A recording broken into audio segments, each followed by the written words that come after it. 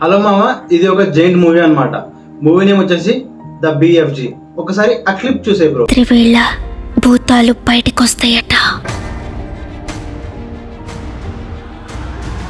ఎందుకన్నా నెత్తుకొచ్చో నీ కొండ చెప్పుడు వినపడుతు నాకు.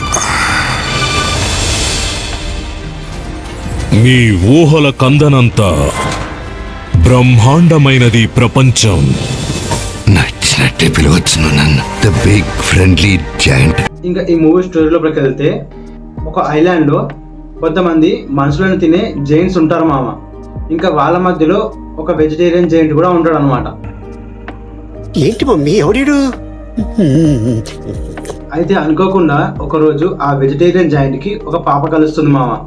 ఇంకా వాళ్ళిద్దరి మధ్యలో ఒక బాండ్ క్రియేట్ అవుతుంది అనమాట. అవునా, నిజమా?